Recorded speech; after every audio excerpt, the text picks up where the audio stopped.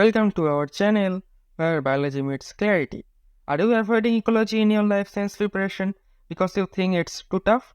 Well, we have got some good news for you. In this video, we'll show you how to solve previous year's ecology questions with ease. How simple questions could be from ecology part, and you need not to have any in-depth knowledge of the subject.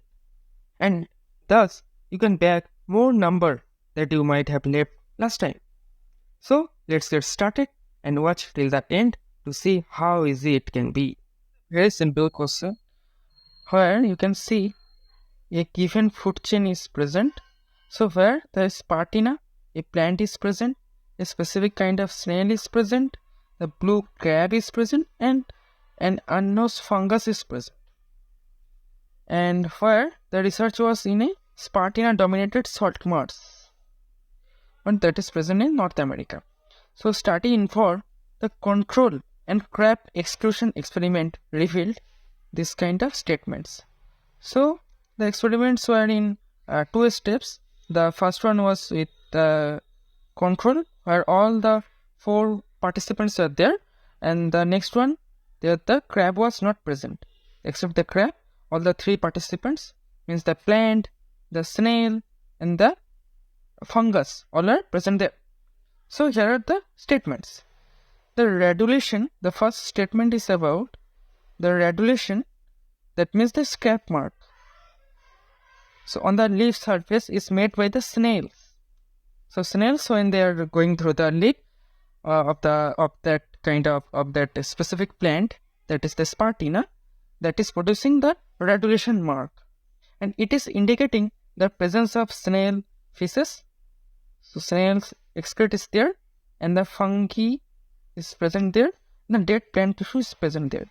So whenever the snail is going through that plant, it is producing the radulation mark, which is actually a mixture of the snail's excrete, the fungi, and the dead plant tissue.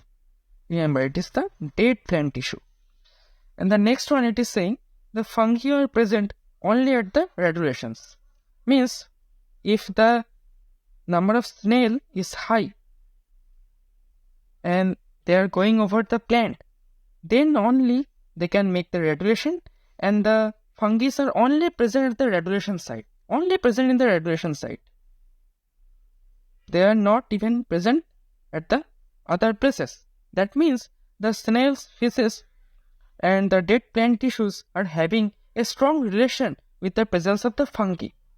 So if the number of snail is higher, then the radulation marks will be higher, and the amount of the fungi will also be higher.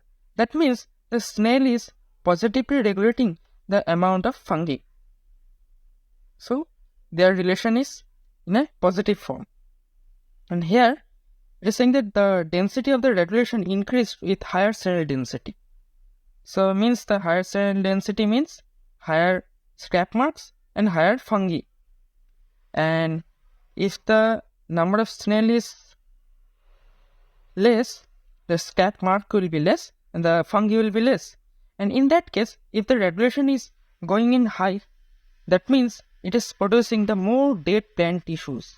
That means the snail is the result behind the dead plant tissues. Dead plant tissues are present in the radulation. So somehow it is having a negative impact on the plant.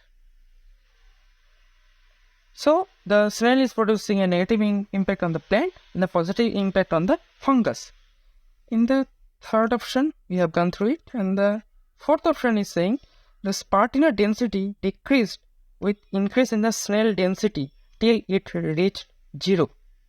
So the snail is directly, it is having a strong negative impact on the plant, because the Spartina density decreased with increase in the snail density till it reached 0. It is totally excluding out this plant. It has a huge negative impact on the plant. That snail has a huge negative impact on the plant. And the last one is saying in the controlled experiment, all 4 species are present. So in all that cases, the crab was not present there. But in the control experiment, where the crab is present, and in that case, the diversity stays there. The food chain is in a compact form because all the 4 species are there. That means the crab must be controlling the number of snails. So it must have a negative impact because where the crab is present, it is regulating the number of snails, and thus it is stopping the snail to exclude out the plant, the Spartina plant that is sitting in the option D. So here the crab has a negative impact on the snails, and which that snail has the negative impact on the plant. That means the crab has a positive impact on the plants. So here the fungi and the snail has a positive relation, and the Spartina, that means the plant, and the crab has a positive relation. So the last option is right. Those questions are very simple.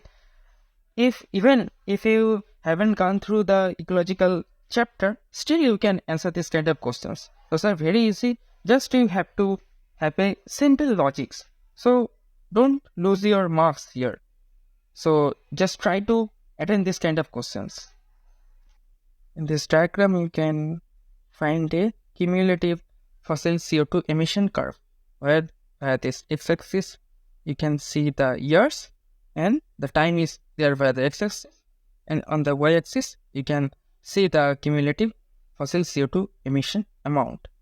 So what is the cumulative kind of curve? So in that curve, in each year you can get how much amount of carbon dioxide is emitting. If you can't get that kind of data, which continent means here where this A, B, C or T, those are different continents. How much they are contributing for each year you can get from this kind of curve. The total amount in each year, the how much carbon dioxide is getting emitted, the amount could be different. But whatever it is emitting out, that should be the 100% of that respective year. So depending on this curve, you can get which continent is contributing how much. Like in the case of 1850, in the year 1850, like if this is the 1850 year, so depending on this line, if I make a bar diagram, then you can see the at about 85%, that contribution is from this D country. So in the early case, in the early time means the 1850, a continent is contributing more or less like the 85%, and another continent is contributing at about 15%. That means the whatever the amount of carbon dioxide, the fossil carbon dioxide was emitted, that was majorly from this D continent. So what could be that D continent? It can be like the European countries, because for the early industrial revolution, so they have contributed that time the most of the major amount of the emitted carbon dioxide due to the industrial revolution. So the UK was the major contributor here. So this must be, the D must be the Europe, because here the early revolution in the industry was observed. But in the case of A, what it could be? It can be the North America. So here the USA is the major contributor. In the early age, they contributed more. And here, just check the graph for another year, like 1930. If we make another bar here, we can get the D is still contributing at about 50%, the C is about 10%, and the B is about 5%, but the rest A is about 35%. So from this data, you can see depending on the age, the emission of carbon dioxide from this D got decreased. It was in the beginning, it was 85%. Now it has go down to 50%. And also in the case of A, it goes higher because the industrial revolution was relatively late in that continent. And those C and B are relatively going higher because in that 1860 there was nothing was there, no emission was from those countries. So those are relatively the late industrial revolutionary countries. So the C is in the graph you can see the C is going hugely. The contribution amount from the C is getting very much high. So it might be the Asian countries. It might coming from the Asian countries because here the China or India might be the main contributor. And here in the B, the curve is very much tiny. The line is too tiny. So it could be Africa. So depending on this data, you can see the first option is right. And here also you can see at about the year of 1950, the emission from that A means the North America, from the D means the Europe, got severely down. It might be because they are majority depending on nowadays. They are majority depending on the renewable resources, renewable energy sources. They are restricting the use of that fossilized carbon, fossil fuels. They are restricting the use of fossil fuels. So the option 1 is correct.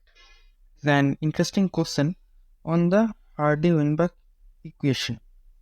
So a scientist is using the Hardy-Weinberg equation to assess if a population is in a equilibrium or in a evolving condition. So what is the Hardy-Weinberg equation? It says the allele and genotype frequencies. Let's say if the one allele is P and take another one is Q.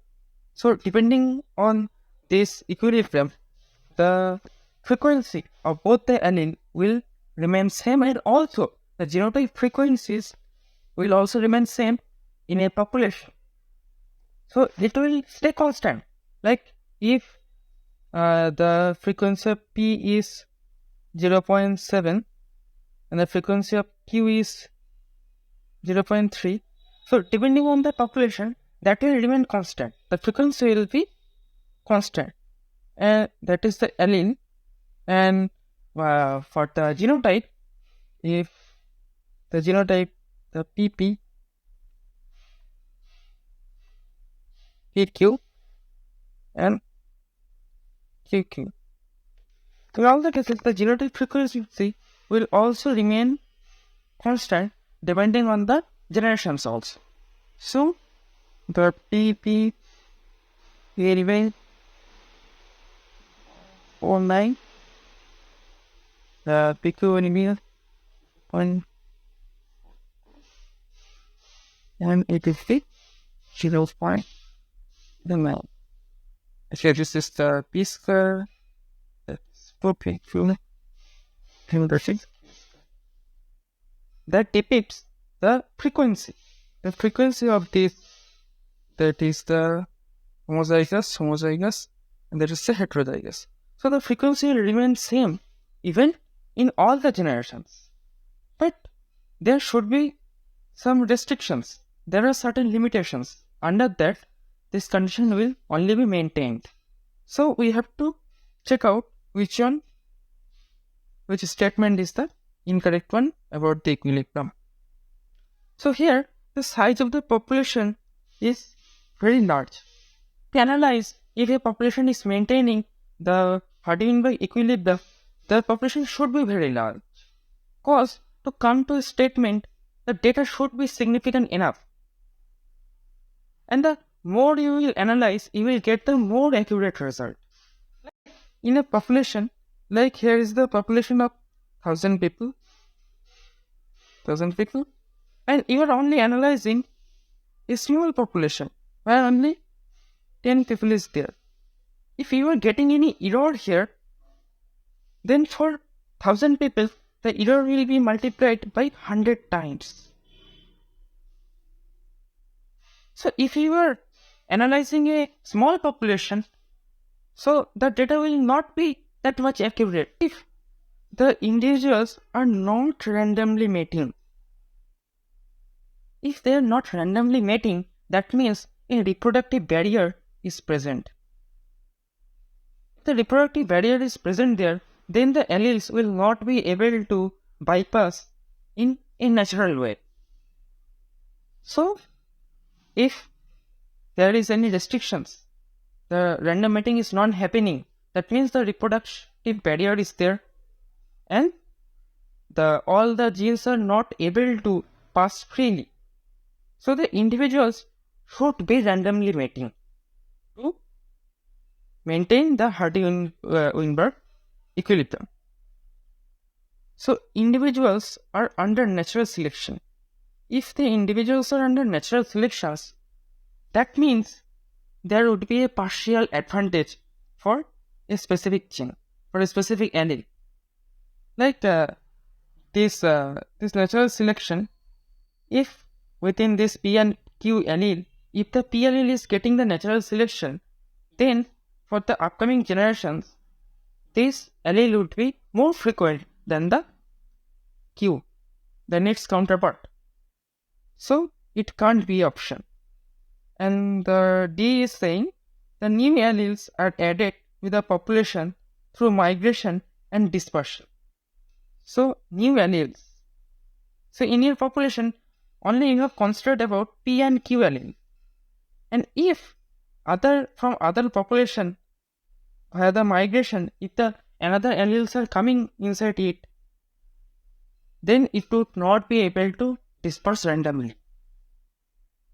So there would be another barrier and another allele would come here and will disrupt the equilibrium. So it can't happen. And the mutation rates are high. Like in the P and Q, if in every generation cycle, if the mutation is happening, then for every, like if the n number of generations are happening, then the mutation will happen for the n times. Like if in each cycle, like if it is in P, then after the n number of generations, it would be changed in n terms. The P would be changed in n terms. So this allele would no longer be there. The presence of this allele would be vanished. This allele would be vanished. So if the mutation rate is high, then it is not possible to maintain the Hardy-Weinberg equilibrium. So you have to exclude out all the incorrects. So the C, D, and E. Second one is the answer. So this question is based on the theory of kin selection. You have to choose the correct statement. So before going further, you have to know what is the altruism. Altruism is a kind of behavior, that is the behavior of an animal that benefits another at its own sacrifice, its own expense. Like a tiger is running behind a deer, and another deer has come and it is distracting that tiger so that it can't kill that one. So in that case, so this deer has shown the altruism, and for its cost, the tiger can come and instead of having this deer, it can kill this deer now. So what is the reason behind it? It increases the chance of its gene being passed on to the next generation. This individual is trying to increase the chance to pass its gene to the next generation. How it is happening? Like if this is the individual, that is another individual, and they are having a kid. So half of its genetic material and half of its genetic material would come from the mother and the father. So when this mother or father is having this individual, that means in that individual, in its kid, the half of its genetic material is present. And this individual is trying to save this genetic material that has already passed to the next generation. So the next generation, so that next generation can stay there, so their genes will be there in the nature. So if it is happening in the case of direct fitness, if this kind of activity is happening for its own individual, for its own offspring, like if it is happening between the parents and their children, their own children, then it would be the direct fitness. So here it is stating that a gene for altruism will spread in the population if the act of altruism increases the actor's gene in the actor, means who is showing the altruism. So actor's gene, so the actor is trying to save its own gene so that it can be passed to the next generation. So the actor's gene in the next generation pool only through direct fitness. Through direct fitness, that is true, but that should not be only true, because there is another fitness that is called the indirect fitness. So here the actor is showing the same activity, but here it is showing on that another individual that is not its direct offspring. Like as an example, in the case of bees, the water bees, this kind of bees, those can take care and another kind of defensive behavior it can show to protect the queen bee, so that it can hatch and produce the individuals. So it is not directly, this kind of altruism is not directly happening on the direct fitness, on its own individual, on its own offspring, but it is happening in the case of that related species individuals, related species offsprings. So that indirect fitness, so this kind of altruistic activity happens on both in direct fitness and indirect, and even in the case of indirect fitness. So the third option is correct, which is stating it can happen on both the direct and indirect fitness. And the fourth statement is saying about the altruistic behavior reduces the fitness. Actually, it increases the fitness. Although the actor is losing its life, but somehow it is increasing the lifespan of its own offspring or some related species' offspring. So, while the indirect fitness or direct fitness, it is increasing, it is like it is increasing the chance of its own gene to be passed to the next generation. So thus the third option is right. So let's go to the next question. Oh, before going to that, you can check, here is a rule on Hamilton's, that is known as the Hamilton's rule, that describes how the altruism is related with the relation between the two individuals. Because if the relation is very close, like if this is the grandfather and this is the current generation offspring, so if this is the grandpa and it shares the half with the individual, that is the father, and it shares half with the son. So here from the grandpa to the son, the sharing is 1/4.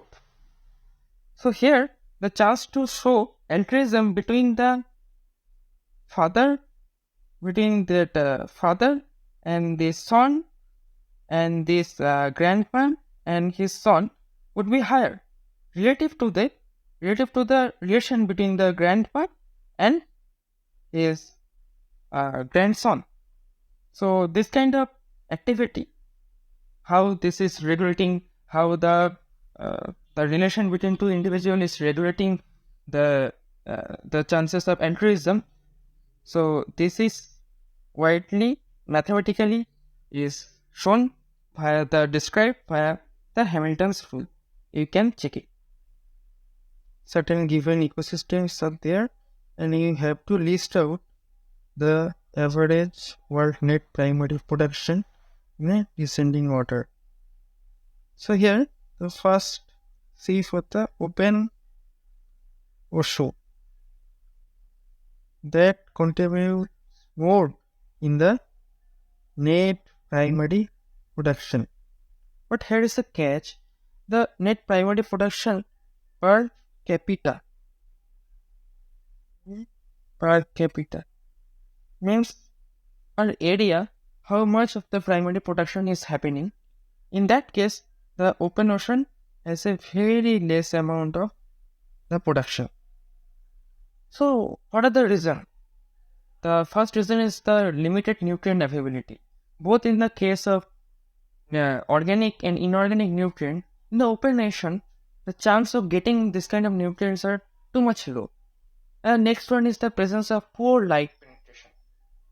So here, that is the surface. Here from the surface to 200 meter only. This zone is known as the euphotic zone. Only here the light penetrates. There you will get a twilight area. Here the very low amount of light would be there. And thereafter the rest is known as the aphotic zone. There no light is there. Only darkness is present at the huge range. Only 200 meter is only 200 meter of area you can get the light, and the rest the light is not there. And the average depth is of a sea of that open ocean is about 3500 meters, and only the light is penetrating on that 200 meters. So in that 3500 meters of average depth, only the 200 meters is able to produce the primary production. And here the phytoplanktons are present, but they might be many in number, but the phytoplanktons are small in size. The primary producers are having that low in size. That means they are not able to produce that much of productivity. Although the open ocean takes the 64% of the world's surface, at about the 64% of the world's surface is taken via the open ocean. That makes the primary production high. The highest primary production is coming from the open ocean, but the primary production per capita is too low in the case of ocean. It is taking that much of area. That's why it is making the net production is too high. The net production is too high only for that reason. So the open ocean should be the first one, here or here. So next it comes in the case of estuary. The estuaries are the high nutrient zone. So here the ocean, if that is the ocean and that is the river, so here the mix of ocean and river water is happening here. So this kind of area is known as the estuary. It is full of nutrient because that river is bringing all the nutrients, the organic components to that area. So that allows a wide range of organisms to sustain. But the surface area of this area of that estuaries are too low. So the net primary production is too low, but the net primary production per capita is relatively high. So because they are having too low area, that makes them the last of the list. And here there comes the tropical rainforest and northern coniferous forest are also there. So the northern rainforest is the very highly productive area. That is the most of the productive area per capita for the primary production. So what is the reason behind this? That might be the high and high humid area. Those area are too much hot and humid, and because they are getting the abundant amount of sunlight each year, and the consistent rainfall throughout the year, is that a high precipitation rate and humus production, those are too much related with the primary production of this area. So here for the tropical rainforest, you will get the net primary production and primary production per capita, the both will be in high. In the northern coniferous forest, they are having certain limitations in the case of production, like they goes through the short growing seasons, the soil nutrients are not too much enriched, and less plant decomposites, and cold temperature limits the net primary production. Thus it comes the third one. Still it can produce the more net primary production than the estuaries, because their surface area is too much than that of the estuaries. So depending on all the informations, the option 2 is correct. So we have gone through 5 questions today, and I guess you all have found all are very much easy, and in any of the case you would not need that much deep knowledge in the ecology or in the diversity section. So if you are getting this kind of questions, don't lose this opportunity. Just try to grab this kind of questions. You will definitely get this much of easy questions. At least 1 or 2 you will get, and just try to figure out those questions and answer those and get the marks.